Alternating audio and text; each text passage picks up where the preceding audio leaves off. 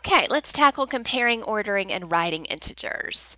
So we need to clean up just about all of these out of A and B. The only one that's already done for us is this -18. All right, so let's look here.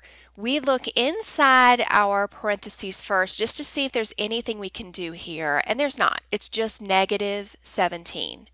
So now we take a step outside and we see this minus sign, or negative, or opposite of, and you choose whichever one makes the most sense. They all mean the same thing. It's just a matter of what makes the most sense in this context. And in this case, it would make the most sense to think of it as the opposite of -17. So the opposite of a -17 is a +17. Now we come over here and we don't have parentheses, we have the absolute value symbol.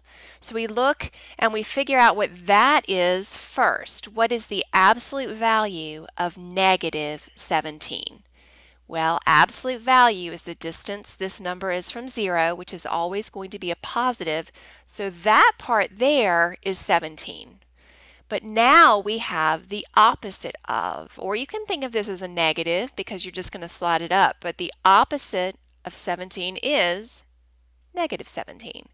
And so I want you to figure out what symbol is going to go here. Is 17, which is positive, less than -17? Is it equal to -17, or is it greater than -17? Coming over here, as I said, this one's good to go, -18, so let's figure out this part. This is very similar to what we just did. The absolute value of -20 will be +20, and then we have the opposite sign in front of that.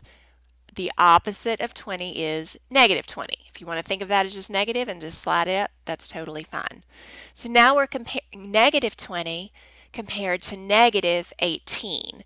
So you want to think about, since they're negatives, it's the opposite of how it normally works. You know, all along up until now, we've known that 20 is bigger than 18, but now we're dealing with negatives.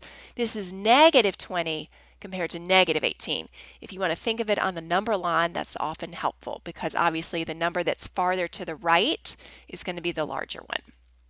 Okay, in part C, we need to clean up some of these. -2, we can go ahead right now and put that there because we've already known that that is good to go. Okay, so I'll check that one off. All right, let's come back here. Everything else we need to kind of evaluate. So this is the absolute value of 10, which is of course still 10.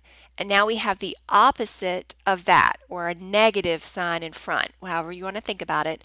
So A winds up being -10. And I'm going to let you guys draw your number line on your sheet and actually plot these points, but I will help you figure out where they're going to go. This is the absolute value of -9. Absolute value of -9 is the distance that is from 0, which is +9. We've done CD. This is the opposite of the absolute value of -7.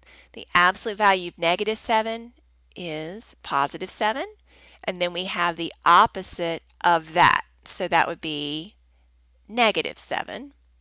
And then here, these are not absolute value symbols. These are parentheses. The only reason they're really there is just to kind of separate these two symbols from each other so it doesn't look like one old big minus or negative sign. So this means the opposite of -4. And the opposite of -4 would be +4. So now you have these numbers to plot on your number line.